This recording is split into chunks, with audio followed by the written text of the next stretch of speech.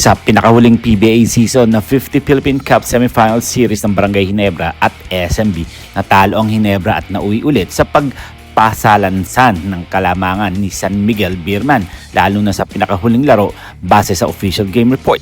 Well, sa Game 3 nag-explode si Don Trollano ng San Miguel Beerman at gumawa ng 33 puntos habang Ginebra ay maraming turnovers at hindi maayos ang offensive rhythm nila sa ikatlong quarter kaya bumagsak sila ng 91-85 laban sa Beerman. Ang seri ngayon ay hawak ng San Miguel Beer. Ang control, bakit natatalo nga ba ang Barangay Ginebra? Well, question mark yan mga parkoy. Number 1, San Miguel ay may malalim na roster at balanced scoring. San Miguel ay hindi lang umaasa kay Junmar Fajardo, nagka-offense ang ibang players tulad ni Trollano, Perez at Johnson. Kaya kung tinambakan ang isa, may iba pang makakasagot. Number 2 mga parkoy, gumagalaw ng mabilis ang Beerman at pinipigilan ang turnovers.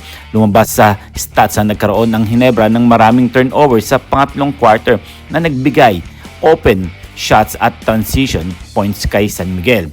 Well, ang pangatlo hindi sapat ang scoring consistency ng starters. Mababang production, minsan ang ilang starter gaya ni Troy Rosario at Stephen Holt kumpara sa aggression ng Beerman. Ang dapat gawin ni Coach Tim Con mga parkoy ay adjustment. Para bumalik sa laban ang Ginebra, ito ang mga posibleng strategic adjustment. Palakasin ang ball movement at spacing.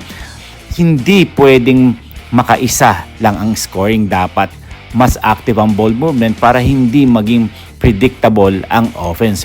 Biglang mas maraming plays si RJ Abarrientos, Scotty Thompson at bench cuts para hindi maging stagnant. Pangalawa, tugisin ang energy sa defensive end.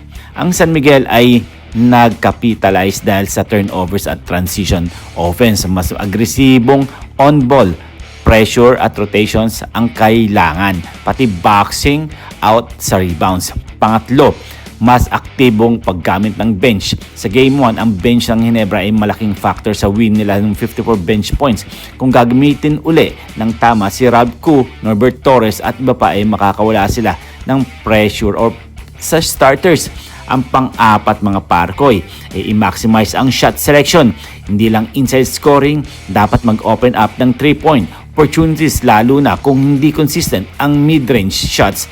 Ito rin ay makakapagbigay spacing para makasulok ang mga bigs.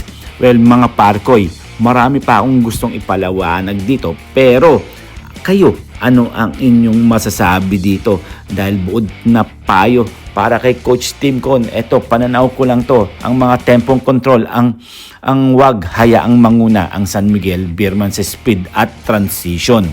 Maraming offensive variety, defensive adjustment, bench empowerment. Well, kayo na lang ang humusga dito kung ano ang kayang gawin na adjustment ni Coach Tim Con sa kanyang mga players. Dahil nga, maraming nagsasabi na mahihirapan ang Barangay Ginebra. And this is Ton The Boy Vlogs. I'm out. God bless you all.